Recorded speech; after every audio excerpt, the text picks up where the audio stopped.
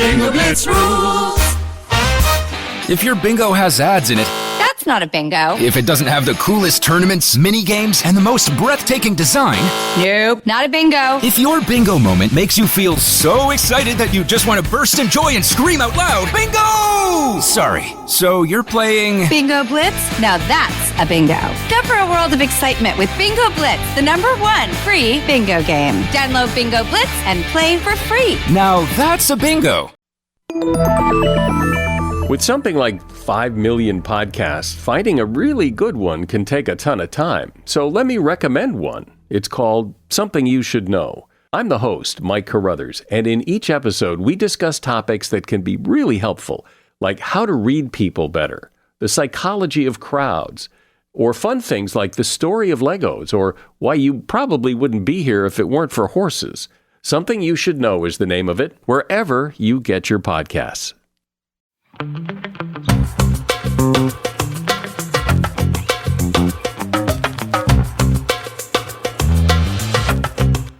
Hi.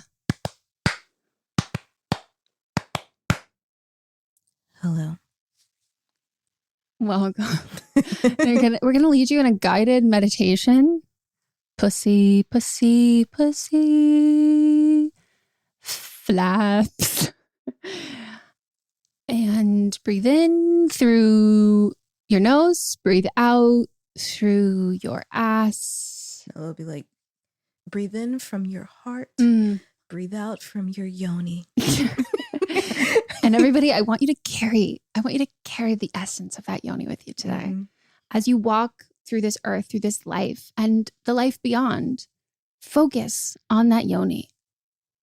But welcome to Don't Blame Me. This is a call-in, write-in, DM advice show hosted by two incredible, loving, sophisticated, heart-stopping, yoni-clenching women. I have nothing to add. That is exactly who we are. You know that phrase that trauma is stored in the body? I decided that I think the best case for me is someone needs to put me through a washing machine and a dryer cycle just to like shake it all out of my body, because I do notice I'm clenching my whole body at all times, you know? I hated the other day. I came upon a TikTok and it said, hey, you, like, release that breath you're holding. And I was holding a breath. And then it said, and relax your jaw. And I was doing all of it. You can't, but I was literally had my jaw jutted forward like this. Yeah.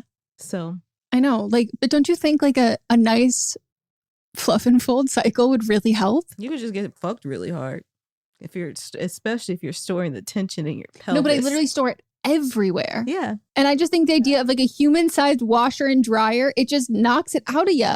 You could go, hold on, there's this weird ass place that I follow on Instagram. It's one of those weird fucking sex trauma things. I can't. And they like beat you. No. And then people just have no. Let me get in my washer and dryer and sort this out myself. That is a hand wash. I don't want to be hand washed. I would like to be machine washed. Anyway. Welcome to the Advice Podcast. The one, the only.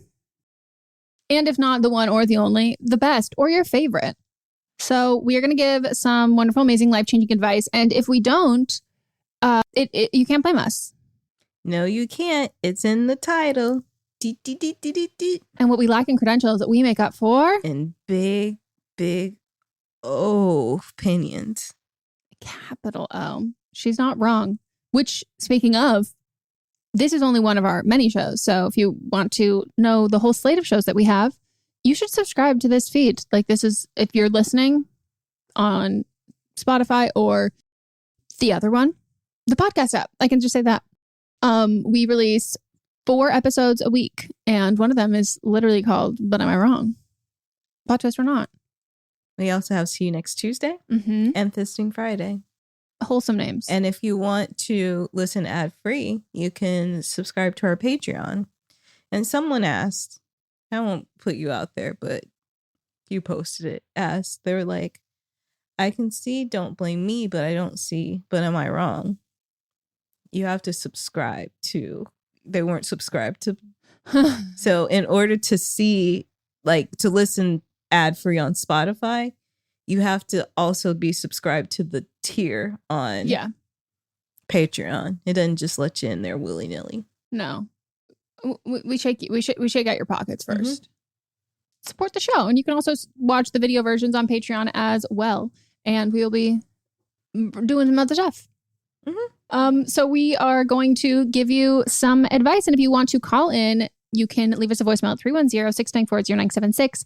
And international listeners, you can send us an audio message at meganpodcast@gmail.com. For both of those audio requirements are under 3 minutes.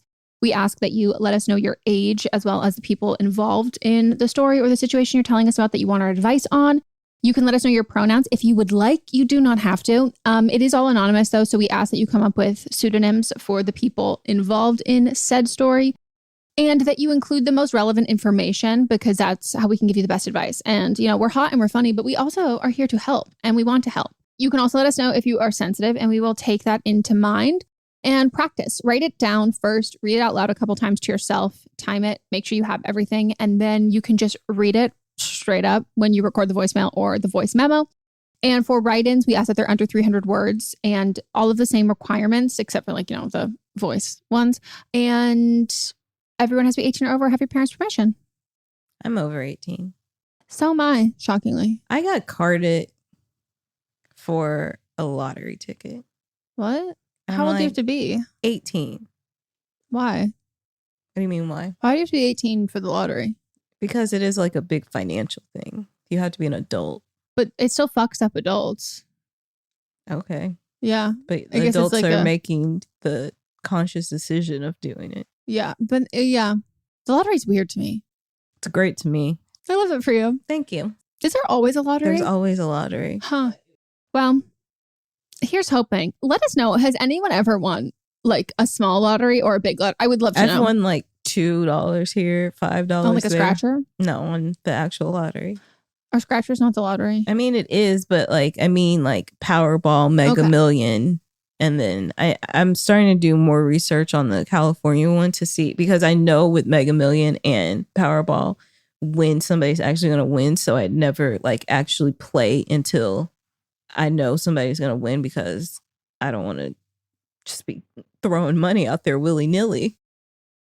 Well, shall we play the first call? I think we shall. Hi, Meghan and Melisa, longtime listener, first-time caller. I'm 22 years old and use she, her pronouns, recently graduated college. I'm calling to ask for advice on how to date. Most of my college experience was spent in the pandemic, and being COVID cautious throughout, I didn't meet many people after my freshman year. Because of this, it's now been 3 years since I've been with anyone, which makes me really anxious to put myself out there. Another issue is that I can't stand dating apps, and the only guys I've been around are my restaurant coworkers or their friends at the bar nearby. And even though there's a server close to my age that I'm crushing on hard, like full fantasizing and hanging on every word he says when I'm around him, I think there's a chance he would be interested in me too, but I know how messy it would be to get involved at work, which just increases my worries about putting myself out there. Like, there was a night at the bar where he left the people that he usually hangs with and talked to me the whole night, but it seems like it might have been to try and flirt with my friend and that I was kind of getting in the way. So I'm trying to put him in the coworker box and not the potential boyfriend box, but I'm not finding many options. The advice I'm looking for is really broad, but any thoughts you have on how to meet people and get over my dry spell would be beyond appreciated. I don't think there are any other details, so I'm a Gemini sun, Sagittarius moon, and also rising. I love you both and can't wait to hear what you think. Bye. You're fun. You're so fun. Yeah. You're astrologically fun. Don't fucking date a coworker. Yeah, you're too fun for this. I don't know anything about astrology, but I will say, do not date a coworker, especially at a restaurant. And no. I've never worked at a restaurant, but I've just heard from everybody that does work at restaurants that is a terrible idea, because everybody just fucks everybody, and then it's just like incestuous and gross, and it's like work stuff, and then the drama is there. Yeah, and you ruin the restaurants for your friends, because when you have friends who work at a restaurant, then you hear about everything, and then you go to the restaurant where your friend works, and you're like, I know that you're fucking her, and then you're fucking this person behind there, and like it's just like, And you're all touching my food. And all I'm thinking about is you fucking. Right. So, and also don't let your friend date him either. Because that's a mess. No. Yeah. How to meet people. I hate dating apps as well. They scare me. Also, I've said it before, like, I'm experienced. So my jokes don't land on the same way on dating apps as they land in person. No. Then you just have men who become like, I'm enamored with you. You're an enigma. And it's like, I need you to keep up. Yes. I need you to keep up, Jeremy. Yes. I think you should go out more, but expand your circle. Like, go out with the people you work with, because it seems like y'all work together and hang out together. Restaurant culture. No. Go somewhere else. Where do you I mean, like, I'm asking this like for you to ask yourself, where do you live? Where can I go? What's your social security number? Are there neighboring towns around that I can go to? Get out of your bubble. Join, like, what are your hobbies? Mm-hmm. Join those type of things. Like, what do you like to do? What would you like your partner to do? Go to those places, hang out, see who's around, chat it up, touch an arm, like, do things. Give a giggle, give a little laugh, bat an eyelash. Because it's not your eyelashes that are doing the work. It's just they're the ones that are the dramatic aspect. It's the lids. Bat those lids. Bat them lids. I agree with that, because I would say, like, you don't like dating apps, but think of dating apps are just people who are around you, but just them on the phone. Mm-hmm. So right now, As a podcast network, our first priority has always been audio and the stories we're able to share with you. But at Realm, we also sell some pretty cool merch, and organizing that was made both possible and easy with Shopify. When you think about successful businesses like Aloe or Allbirds or Skims, an often overlooked secret is the business behind the business that makes selling and, for shoppers, buying simple. For millions of businesses, that business is Shopify. That's because nobody does selling better than Shopify. It's the home of the #1 checkout on the planet. And the not-so-secret secret that's definitely worth talking about is that Shop Pay boosts conversions up to 50%. That's more happy customers and way more sales going. If you're hoping to grow your business, your commerce platform better be ready to sell wherever your customers are scrolling or strolling, on the web, in your store, in their feed, and everywhere in between. Businesses that sell more sell on Shopify. Upgrade your business and get the same checkout we use with Shopify. Sign up for your $1 per month trial period at shopify.com/realm, all lowercase. Go to shopify.com/realm to upgrade your selling today. Shopify.com/realm.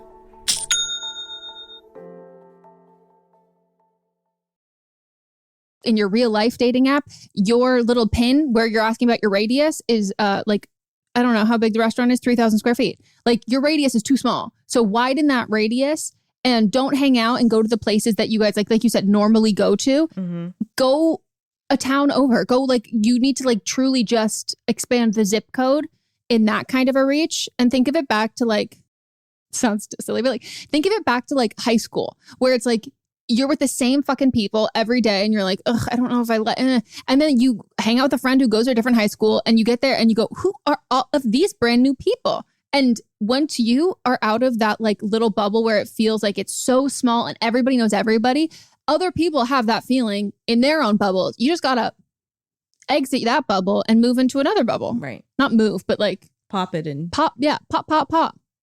Move over. And bop to the top. Oh, yeah. So, yeah, I would say if you're also going to go out with friends, I would go out with, like, one friend. Mm-hmm. And if you have friends who you both are looking for, like, similar things, that can be good, because you're not trying to, like, some people always say, like, oh, go out with a friend who's, like, in a relationship and have them play, like, the wing person. Like, no. It's just, that doesn't, like, it's not sustainable for, like, the whole night, because, like, you just get bored. Yeah.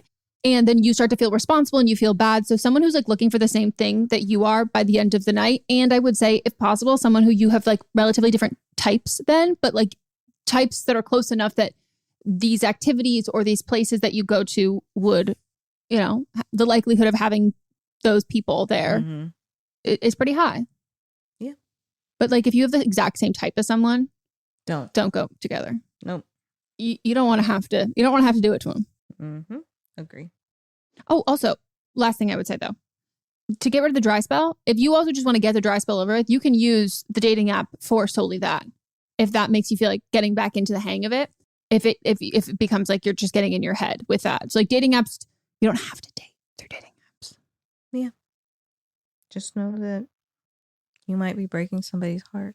Just don't fuck a coworker to get out of the dry spell. No. I just worry about that. All right.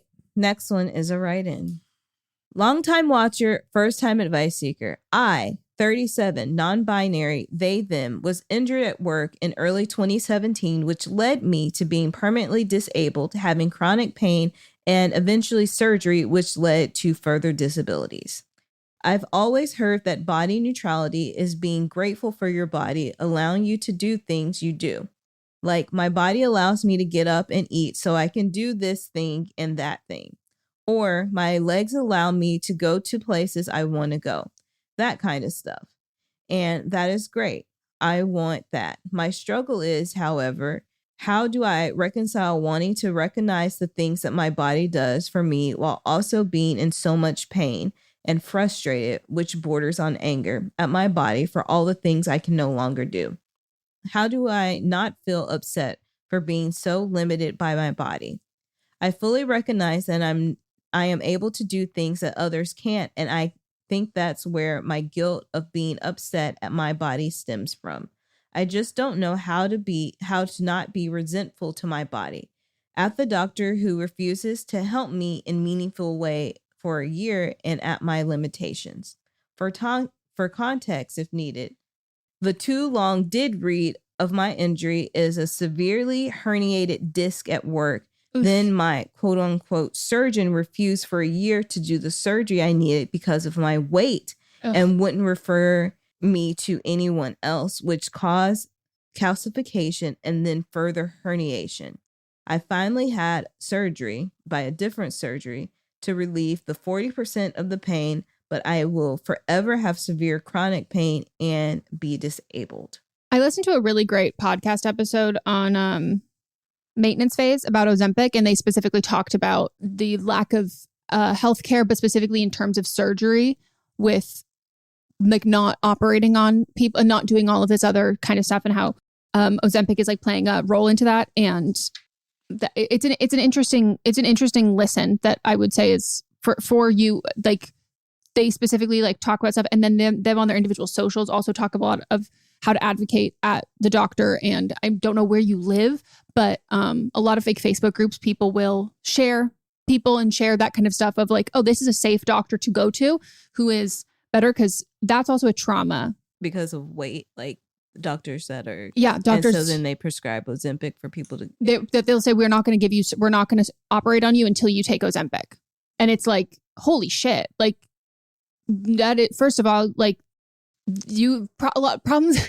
This idea that every problem goes away with your weight is like not a thing. But then also you're going to ask someone to go on a medication, which is currently in a shortage. And so now it's just not the official medication. And so this medication that everyone's taking has not been tested. And there are like horrific side effects some people have. And it also doesn't work for a lot of people. Yeah. So like, it's just like, it's only gotten worse, the like medical fat phobia. And thankfully what comes out of that is like community and people who will share doctors who are safe people who are not going to be doing that and are taking patients' pain seriously. So I think that like, that's something that I would like, that's like a trauma that you're currently enduring is from a doctor like that. That's really, really awful and horrible. And you can have like resentment and anger directed towards that doctor specifically. I will say what you're describing that you want to be, or what that you're describing body positivity, that's not body neutrality. Right. Body neutrality is just, my body is my body, and sometimes I fucking hate it, and other times it's whatever. But like the goal of body neutrality is that your body is not a factor that you are choosing to think about. And so body positivity is reframing all of your thoughts and feelings towards your body in a positive way. Body neutrality is, if I think about my body, I would like to pivot away from that thought, move on past it, and not give it any importance or any weight to it. And if I do give it this weight to it, I'm allowed to be mad at my body, and I'm allowed to be resentful, and I'm allowed to be like pissed as fuck about it. And then because I'm allowed to do that, I don't have to feel shame about that. And then I'm just going to move on, and then I forget about it again. Yeah, it's like my body exists. It literally exists. Like my body's like the sky. My body is like a tree. Like it's just there, and it's never not been there. My whole life it will be there, and it might be different on this day. It might be different on this day, but like it is what it is. And you're allowed to be mad. Like you're allowed to be mad. And I don't know what rhetoric that you have been hearing about like disability, because I would specifically steer away from body talk in the sense of, you know, the wellness kind of thing of like, oh, here's how, like I wouldn't go for body neutrality in terms of like body image aspect of in relation to weight, like in dieting and that kind of stuff. Like I would specifically like go seek out disability spaces, because the notion that people who are disabled are like not allowed to complain about being disabled and like not allowed to dislike being disabled, but then also still advocate for disability rights and fair and equal treatment and all of this stuff is just not true. Like that's very like, that's able-bodied spaces. Like that's what this idea of like, oh, you're brave and you're and like, you need to be grateful for that. That's like just so not what I have found in the people that I've followed and like who are disabled. So I would say that trying to, instead of reframe your mindset in this sense, I would seek out other people and like let yourself feel how you feel, but you're grieving and you're allowed to grieve, and it doesn't always feel good and it like feels sucky and shitty, but it is kind of like the perfect example of body neutrality. It is what it is, and you're allowed to be mad, and you're like allowed to feel that it sucks, and you're also allowed to know that in the comparison of like, oh, well, other people have it harder. And it's like, and people who don't have it hard complain also. Like people complain about anything and everything. And the hardest thing that you'll have gone through can be 10 billion times harder than something else. But like the hardest thing some person has ever gone through is the hardest thing they've ever gone through. That doesn't mean that it's not hard, because this is the hardest thing for them. And so I would say you just give yourself some grace and give yourself like permission to feel how you feel. Yeah, this doctor sucked. Like, yeah. If you want to be mad at them, be mad at them and like live in that anger and like process it. But like therapy, like going to, like if you're able to go to therapy and discuss this with a therapist so that you can like truly process your feelings. If you're not able to find like a community of people, you know, like if you can't physically go somewhere, look online, look at Reddit. I'm sure there's a community that exists that you can join and share your thoughts and your anger, and then hear other people's thoughts and anger. And that can help you process things further. But I agree with everything Megan said. I really don't have much more to add to that. But yeah, because of the thing that mainly jumped out to me was the body neutrality thing. And I was like, I don't think that's body neutrality. Yeah. Chronic pain spaces are also, I would say, is really helpful too. To give you one recommendation, on TikTok, their username is crutches _and _spice. And on Twitter, they are Amani, IMANI _BARBARIN.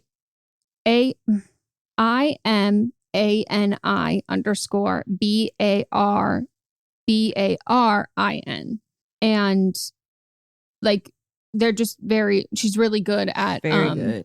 Not only talking about her life, her experience, but specifically like really like I find out so much like news about like new accessibility things. I'm like, oh wow, this is really cool. And just a nice thing in my timeline to see constantly for every take that happens in the world and everything, to have there be a voice specifically factoring in disability into that. Because until that's something you're dealing with, like chronic pain or chronic illness or in disability, it is something that a lot of people like just don't think about. And then it becomes all consuming for your life. And so then everything in your world is seen through that lens. So I found it really nice to have somebody who is doing that. And yeah, also she's very funny. That's what I was going to say. She's fun. She's very funny. And that's like, and it's also like not the only thing that she talks about. She just talks about her life. Yeah. Like I'm constantly entertained. Like she's just like a great follow. Yeah. That even if it's a content that I'm like, I don't know what this is about, like I'm going to watch it because like her stitches are so. She's very sweet too. We had her on an episode of JBU. Oh, fun. Yeah. But she's great. Yeah. Call her. Big fan. And I also, if you're in our Facebook group, I would post if you would like to like, if this was helpful advice for you and you were looking for more content creators, like people recommend me, people all of the time. And specifically people on our Facebook and our Patreon group will send me recommendations and they'll talk about other things. So finding that sense of community, like you said, wherever you can find it, but it can definitely feel isolating in your personal life if you don't know anyone going through that. So I hope that helped. Me too. And fuck that fucking doctor. You can also report that doctor. Sending you love. And neutrality. I'm not sending you neutral vibes, but I'm sending you neutral vibes for yourself. I'm sending you. I hope I have a not bad vibe. When you said neutral vibes, it just sounded like a vibrator name. Neutral vibes. That's just like Mormon mommy vlogger, like beige vibrators. Ew. I know. Doesn't it though? Vibrators. Why are they always so brightly colored? What about salmon? What about dusty mauve? Salmon is pink though.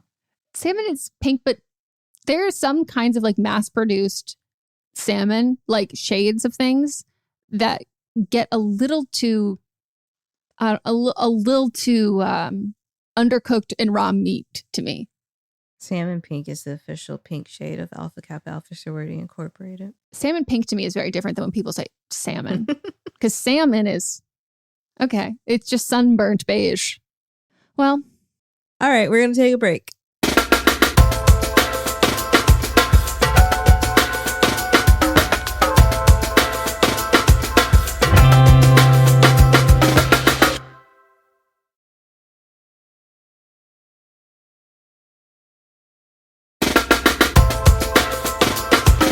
We're back from our break. Oh, I hope that was good for you. Let's get into the rest. Hello. I am calling in because I recently had my first seizure, and I remember a little bit back, I think like a couple years ago, you had one kind of out of the blue, and I was absolutely fucking mortified. I was in the grocery store and I was picking out potato chips, and I felt my eyes roll back in my head, and I had a grand mal seizure in the potato chip aisle of my local grocery store, which is fucking mortifying. And the ambulance came and they were going to take me to the hospital, but I was like, well, unless you're like having a seizure, they can't really check what's causing it. Like if they do a brain scan like post seizure, they can't really tell like why you've had it. And so I was like, look, I'm going to make a doctor's appointment afterwards, like whatever. And so I tried AMA, mostly because I was like so fucking embarrassed. And I called my partner and he came and picked me up, which was fine. And yeah, I've just felt like fucking trash ever since. And I have an appointment coming up just like for a full workup. I'm not somebody that goes to the doctor very often, but how do you deal with health anxiety? Because I've just felt so strange ever since having it, and I haven't been driving. I've been like trying to be super careful about that kind of thing, and I've researched like my anxiety medication to see if that can cause seizures, and it doesn't. It's not like a listed side effect, and so anyway, I'm just freaking the fuck out, and I was wondering, how do you deal with health anxiety, and are there ways to manage it that you find like are helpful on the daily? Yeah, I'm just freaking the fuck out. So please help. I've been watching a ton of Gilmore Girls and resting up, so I'm in my Megan Riggs era. Melissa has a lot of experience with this. My sister has seizures. She has epilepsy. Epilepsy usually like you either have it like as a child or as a an older adult, and she had her first seizure when she was, I think, 16, around that age. And the way it happened was like she had one, but we didn't know what it was. Like in the nighttime, like we woke up and she had throw up on the floor, and it was like, don't know what that is. And it happened in the summertime. So I was home from college during the time. And then I accidentally set the house on fire. And while we were waiting outside, the ambulance came and she had a seizure.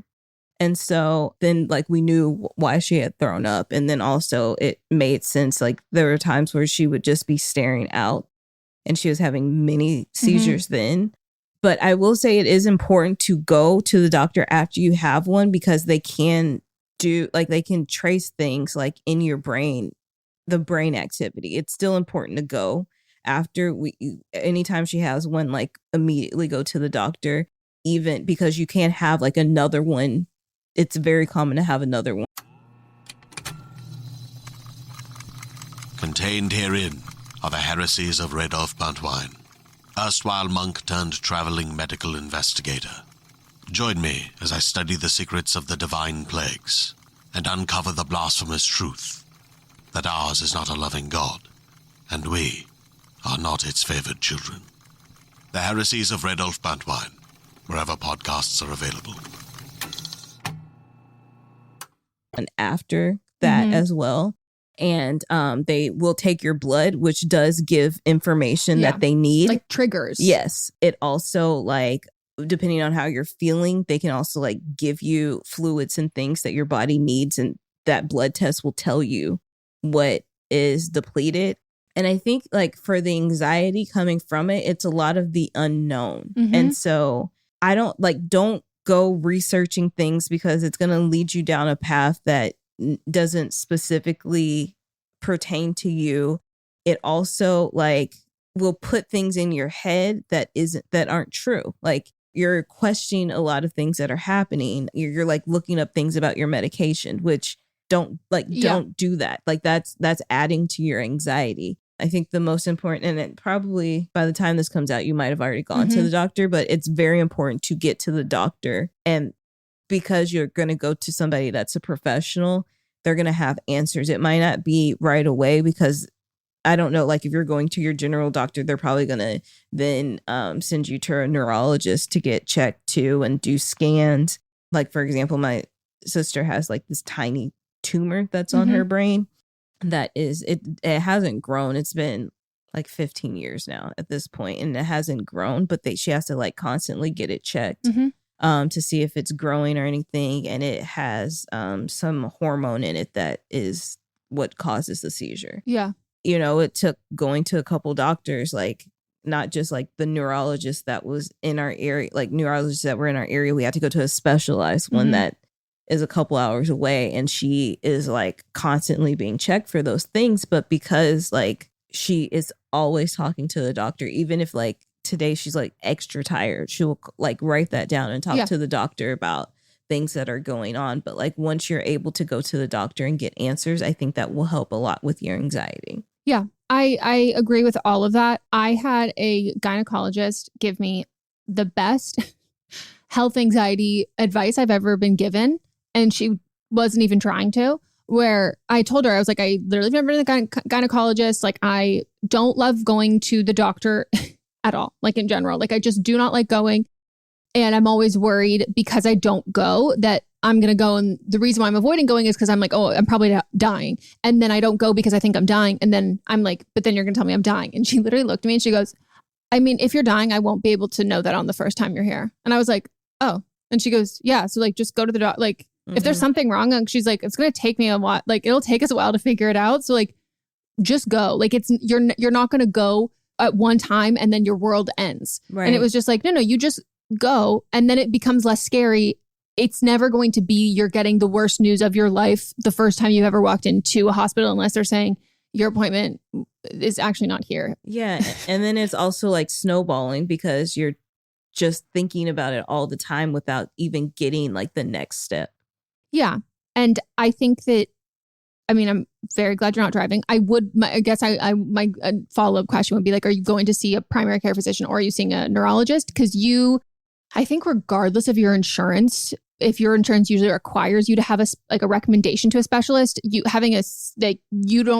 should be able to just call your primary care physician without getting an appointment with them. Like before that, they will send you to a neurologist because it is sucky because it's one of those things that like monitor your head, they'll monitor your heart, they'll do all those things. And it's like, they can track it if you have an active seizure while you're hooked up to everything. But it's also important for them to check to like, oh, was your blood sugar really low? Are you like super deficient in X vitamin or anything like that? And that can also ease your peace of mind while you're waiting for more answers to just kind of know. And even now, I would say instead of like spiraling and focusing on, oh, what medications am I on and all of that kind of stuff, was there like, I would just like go back for your own peace of mind and like write down what the day was like. If you can remember, like, what did you eat anything that day? Like, had you not eaten in a while? Like, were there certain things? Like, what was that there? And it is scary. Like that, it's totally fucking scary. And it's fair and legitimate and so valid for you to be freaking out. I will say that like mine ended up being diagnosed as a vasovagal synescope, but like not just a pretty intense one where it looked like a full like seizure. It wasn't that I just it was a lot. And I felt like shit physically for 2 weeks. And so I literally felt like I had been run over by a car. Like it felt like every limb in my body was ripped in a different direction. It felt like someone had like shaken my whole body and everything throbbed, everything hurt, everything was stinging and ringing and just aching in pain. And that is a really scary feeling because I've never after like I've had like a cyst burst, that is like, you feel like you've been hit by a car for a couple of days, but like this was a unique feeling of pain that made me really fucking anxious because I was like, there has been from this moment on, something happened and now this is my new forever. And it was not. And so it is just the after effects of that with your body because it is not a natural conscious thing that your body does. So we've never felt the after effects and feelings of that until it happens for some people. So I would just make sure you don't take the how you feel right now and how you felt recovering from this as an indicator of of what is wrong and that this is a forever thing. And if it ends at like the worst case scenario with this is that it's a very well studied thing. Like seizures are something that like, this is not like a huge question mark in the sense of like no one in medicine knows, but there's also like some people just have a seizure and then don't never have one again. Yeah. And so at least for me, I felt like the only option was that I was suddenly epileptic. Like that's like in my mind, I was like, that's the only thing it could be. Like what else? That's all I knew about seizures was like, that's who gets seizures. And if you're diabetic, like that could be a seizure. And so I really went for like, all of these other things. And then I found out that the only chance that I'm ever going to have that again is if I am in extreme pain and there's blood involved and it's all happening at the same time. And so, that it can just be the anxiety of it is intense. And I totally know that. But like, when I say the come down of like the second that I went in, I was like, okay, no, I'm spiraling because I don't have my doctorate. Like I don't know anything about this. And so therefore like, it's like all of these potential things swirling in the air. The second I was in my neurologist's office, before he even started talking to me, I felt like an instant sense of relief because I was like, this is no longer just my problem. And like, you have been trained in this problem. I am relinquishing the fucking weight of this. So I think you're doing the right things with like watching comfort shows and stuff like that and just treat your body very kindly because I did not know how physically horrible I would feel for like 2 weeks. Yeah, and when she doesn't have them often, she's on a great medication, but like she might have one once a year, if that. But when she does, she's like out, like she's taken out of it for 2-3 weeks. Yeah, she can't do awful. anything. She just sleeps all day. Yeah, it's the only thing. It's the only thing you can do, and it's just really it's tough. So I would take a small medical leave of absence, or dial back on the work stuff if it's a good distraction for you, but to not expect yourself to be operating at like a peak level. Yeah, So awful. And also, you are on anti-anxiety medication. I don't know if that is through your PCP. That's through your psychiatrist. That is also something that you can bring up with them that like, hey, I'm having this. And if generalized anxiety, I only ever like really medicate for my anxiety when in medical situations. Yeah. And so you can also like a lot of psychiatrists will have you like up a dose if it's something regarding a medical instance and something like that. How I started getting anti-anxiety medication for my medical anxiety was specifically after the seizure, because that was the thing that they were afraid that this was just going to keep causing it, was because I would get so freaked out and my body was not calm, to say the least. And Melissa was there for that too. I was. You're like, I need people to stop having seizures around, because it's traumatizing for you. It was nothing for me. It was traumatizing for me for Melanie's first one because I didn't know what it was. Yeah, and you're younger. And also, Aralai was there and she was like 3. Oh, shit. Yeah. And oh my so God. we were literally Outside. just standing outside. And you had already set your parents' house on fire. So we were waiting for the firefighters to get there, and they actually went to the wrong house. Why are there firefighters in both of these stories? Because they were the first ones usually on the scene. Oh, but yours is an actual fire. Mine was an actual fire. But in Arkansas, it's required that fire, police, and paramedics come at the same time for anything. Damn, well covered. Yeah. And so they went to the wrong house. And so it was like 3 houses down. So I'm like barefoot sprinting down the street telling them to come down while Aralai is like standing there stunned. She's 17 now, which is like... That's actually fucking well, she'll be 17 in December, which is wild. But like she just kind of like the look on... like that's what I like, the look on her face. And then my dad's like freaking out and doesn't know what to do. I'm just like, make sure Melanie's head doesn't hit the concrete. Mm-hmm. I'll go get the ambulance. I'm right. I'm like, Aralai, just stand there. And so that's like it. But yours, I wouldn't freak it out then. No, but you also... I was very calm for yours. Very calm. And also, there's a high possibility I have done this before. I think like, but I didn't know, like someone else wasn't around or aware, but like I'm very good at being like, because I'm a fainter. So I'm being like, I'm going to throw up. Mm-hmm. And then you're like, oh, let me grab you a bucket. And I was like, actually, I'm just going to pass out. And then I did. Yeah. So, you know. Yeah, I remember that moment because you said I'm going to throw up. Amanda was with us. Yeah, Amanda handed me the check bowl. on her. I know. How is she? She went to go, but she couldn't get a bowl. She had a pot. Yeah. It was a pot. And then you said, I'm going to pass out. And then you did. And I held your head and I said, call 911. Like that was the... It was just like, God. And I remember the moment that I just knew that I fucked up. And I was like, because it got my earring caught in my ear and it, it was a lot of pain. And it was just one of those moments where I was like, this isn't ending right now. Like I just knew even before I like texted you being like, hey, are you here early? Like any chance could you help me? And I just happened to be sitting in my car early because you, even when I was on time, you would have me sitting like at the door for like 10 minutes every time, no matter what it was. That's why I take my time when you come. No, and that's fine. I don't have a good sense of time. I know. But yeah, I just happened to be there. Like, I think it was like 15 minutes early and I was just sitting in my car looking at my phone and you texted me and I was like, oh. I was like, hey, are you early? Could you just come up? I need your help with something. But it was like you were just sitting on your stairs with your hand in your ear. But it was so funny because like I just remember looking at myself in the mirror as I did this and I was like, this is going to be a whole day thing. Like I just knew in my soul that this wasn't going to be good. But it was a half a day thing. And then we hung out with Nicole Byer. Yeah. And she's like, are you sure you don't want to cancel? And I was like, no, you're Nicole Byer. And she's like, babe, we just met, but you just had a seizure? Yeah. And you went to urgent care? Mm-hmm. And I was like, she's like, you don't go to urgent care for a seizure. I go, no, I know, because they said, do you want us to cut it out of your ear? It won't look nice. And I was like, that man was, can you imagine if that man...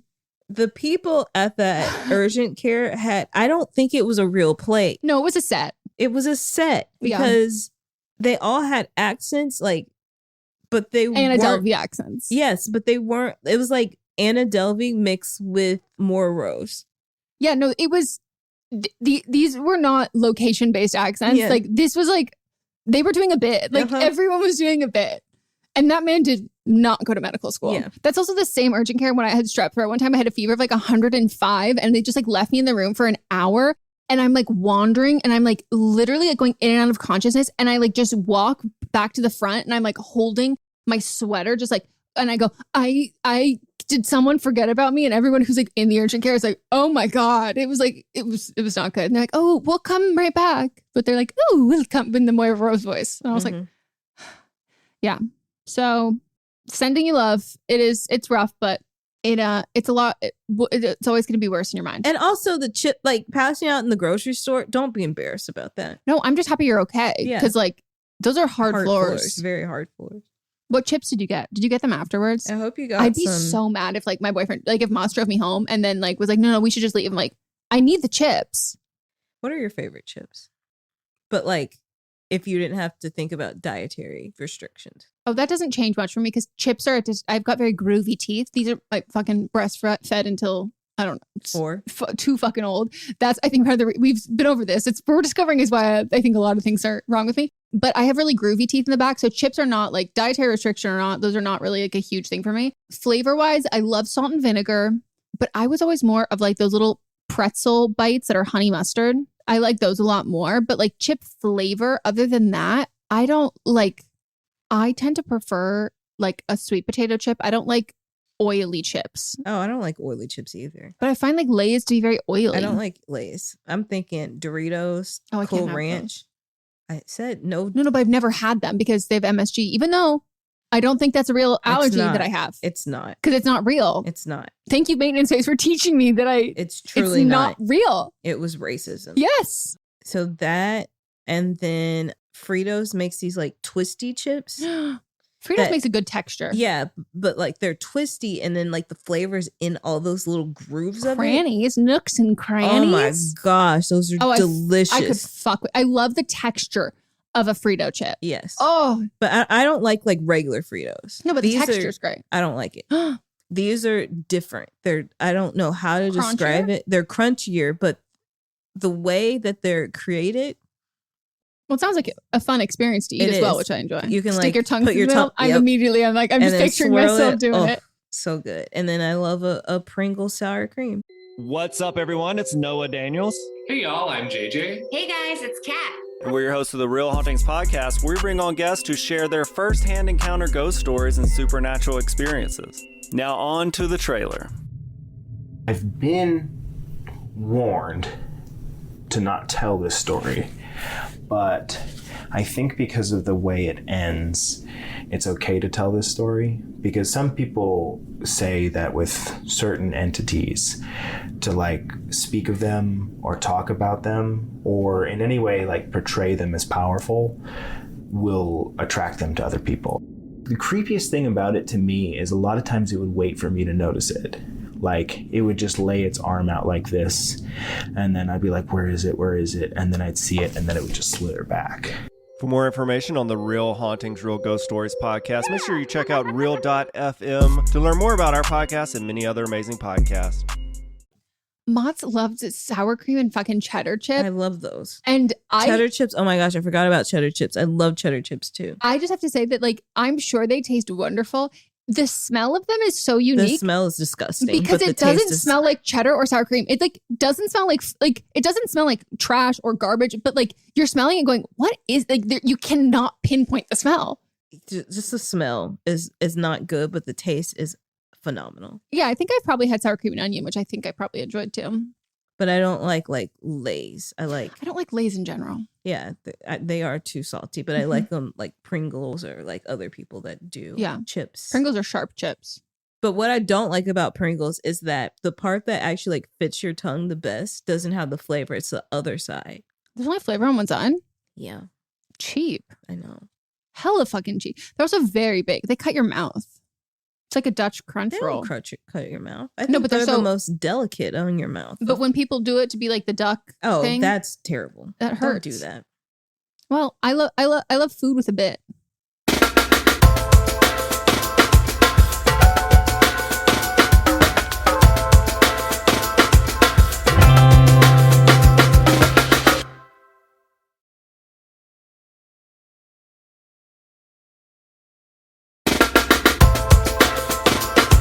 All right, and then we've got another write-in. Do you want to read it? Sure. Hi, Meghan and Melisa. Me, 25 she, her, and my partner, 26 she, her, have been together for almost 2 years and have lived together for about a year. We have a great relationship, and I know that she's absolutely my person. However, we haven't had sex in 8 months or so. Sex was never an issue until I got on antidepressants. I needed them desperately, but it seems just about impossible to get turned on the way I used to. This has caused some strain in our relationship. My partner does everything she can to be understanding. She also struggles with severe depression and anxiety and is on meds too. But I know it bothers her that I'm never in the mood. I also don't understand how adults balance work life, personal life, and sex life with their partners. There never seems to be a good time to, quote unquote, get it on. I'm either too tired, feeling disgusting, smelly, my nails are too long, I just took a shit, I have IBS, etc. We've had many conversations about this, but I think it's just starting to feel like a bunch of excuses to her. She doesn't pressure me, but I can feel her growing frustration. How do I bring back the sexy spark in our relationship while also not worrying about it being perfect? It feels like I've never had sex before in my life, and I'm more anxious about it now than I've ever been before. I'd also like to note, sex between two women tends to be a marathon. That feels so daunting when I'm already low energy from life in general. Any advice would mean the world to me. I love you both so much and been listening since almost the beginning. Thank you. Also, I think you can say, similar to how people, when they train for a marathon, I would just like to do a 5K. I was going to say, if you involve other things like toys, can you make it a sprint? And all running is running. Yeah. You can jog, you can walk, Mm-hmm. you can run. Like, it doesn't have to be just like what it normally is or what like it feels like making up for that. But I think like that to me seems like a big part of the daunting anxiety of it all is because it is like what you assume it should be. And because it's like, oh, well, we haven't had sex in so long. So it can't, first time we can't just have like a quick sex. It has to be like really making up for lost time. It does not have to be that at all. Yeah. And I was also going to say we are two straight women. So somebody might write in and be like, actually, it has to be a marathon. Yeah. I have a sex playlist that's like, I think 8 hours long. So yeah, I don't know how people balance a work-life, personal life with an 8-hour sex playlist. I would say though that like, I would ask yourself, like, are you never like, do you not feel sexually turned on in the sense that like it doesn't cross your mind? Or is it that like I actively don't want to have sex? How do you feel the idea of like after having sex or like if you're making out? Is it like I want this to end? Or is it like, oh, I'm having fun, but like I might not be very wet. Like I might not be like, oh, I would like to have like I am, lusting for that. Because I will say it's very different, but like ADHD, like sex is sometimes that like it'll cross my mind randomly and then I'll be like, oh my God, I'm totally in the mood. But then there'll be other times where if I'm just, I like will forget, I forget that water exists. I forget that peeing exists. Like you forget just all of those things. But when I'm reminded, or if I then have to go out of my way to be like, oh, let me think about this thing or this thing here. And then you can get yourself in the mood. And something like, I think just even as can be as simple as the book, Pride and Prejudice, or various iterations of that, like certain steamy scenes of things like that, or like a fanfic, or even just like, yeah, like a sexy playlist, or taking like a cute picture of yourself during the day. It can be, you might feel like you're disappointing your partner by being like, oh, I'm not going to be in the mood.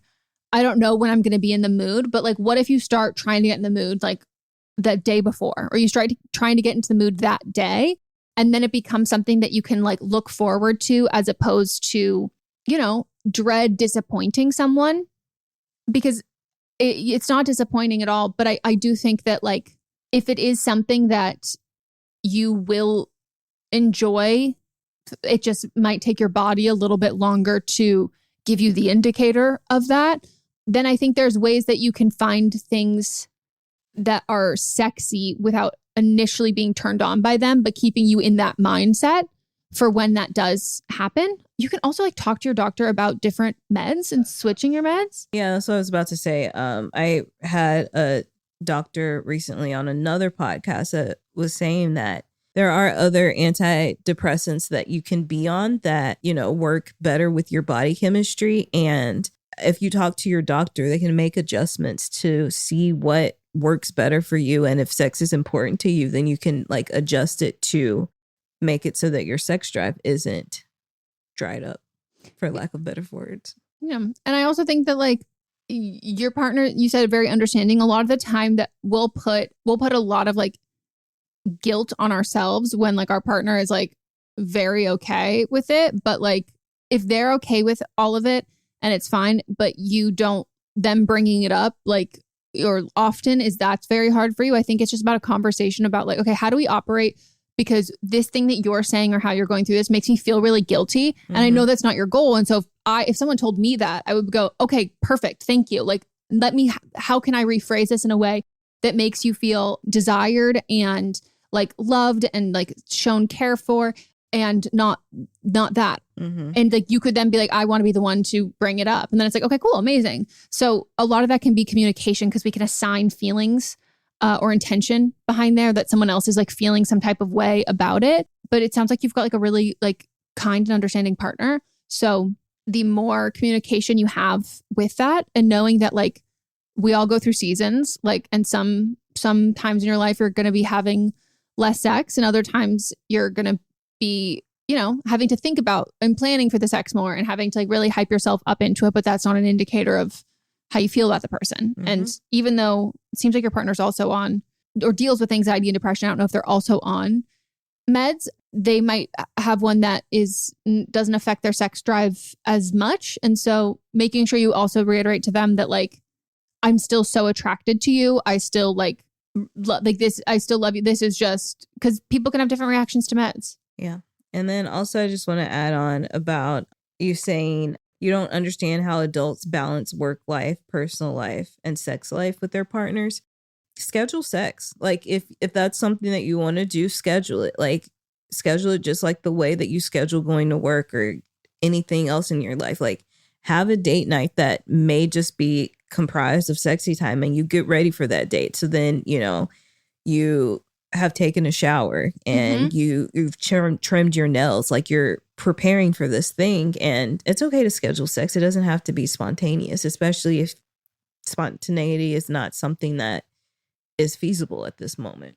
Yeah. I'm someone who like, I get overwhelmed really easily. And so like, I am also like, I could totally be in the mood to have sex, but if I have not showered and I have like not been like, oh, we're going to have sex later, like then I will just be, I and then you can get overwhelmed or too anxious and then you're like, but I have all these things I want to do. But then, yeah, versus in the morning, in the day, you're like, oh, I'm going to like do that. And then I'll like put on like cute playlists later and I'll do this. Like you get to prolong that experience too, which is sexy in itself. Right. All right. That's it for today's episode. Hell yeah. We hope you all enjoyed this episode. If you did, you can leave us a review. We appreciate it so much.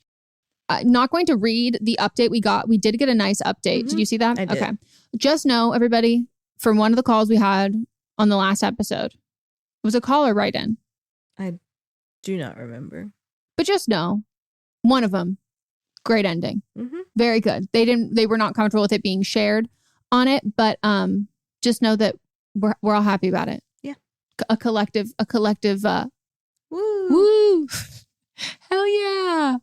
So we hope y'all enjoyed this episode and please write in, call in, DM, and slide into the DMs for our upcoming episodes. And you can do everything we said at the top of the episode, as well as supporting the show over on Patreon. Let me read some patrons. Shout out. Here's a little shout out to people who joined in October. Lauren G. I think you've been here before. Lauren G. Bree, Eric, Louisa, Robin, and Kaz. Welcome. Welcome, welcome, welcome, welcome. We hope that you review the show and you also follow us on our individual socials because you can't get enough. Well, we will check back in with you truly tomorrow. We'll see you on Tuesday. Bye. Bye.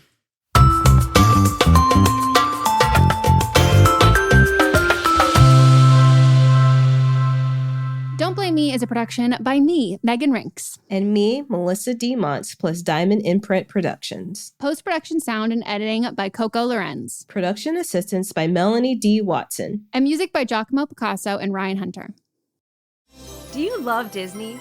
Do you love top 10 lists?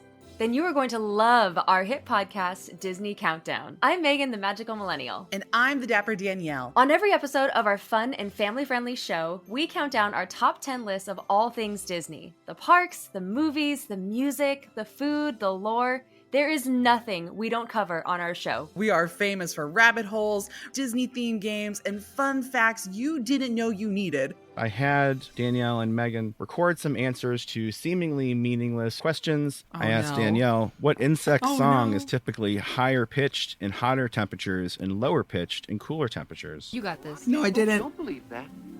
About a wish coming true? Well, I didn't either. Of course, I'm just a cicada. I'm crying. I'm so sorry. You win that one. So if you're looking for a healthy dose of Disney magic, check out Disney Countdown wherever you get your podcasts. Hi, this is Rob Benedict. And I am Richard Spate. We were both on a little show you might know called Supernatural. It had a pretty good run, 15 seasons, 327 episodes. And though we have seen, of course, every episode many times, we figured, hey, now that we're wrapped, let's watch it all again. And we can't do that alone. So we're inviting the cast and crew that made the show along for the ride. We've got writers, producers, composers, directors, and we'll of course have some actors on as well, including some certain guys that played some certain pretty iconic brothers. It was kind of a little bit of a left field choice in the best way possible. The note from Kripke was, he's great, we love him, but we're looking for like a really intelligent Duchovny type. With 15 seasons to explore, it's going to be the road trip of several lifetimes. So please join us and subscribe to Supernatural then and now.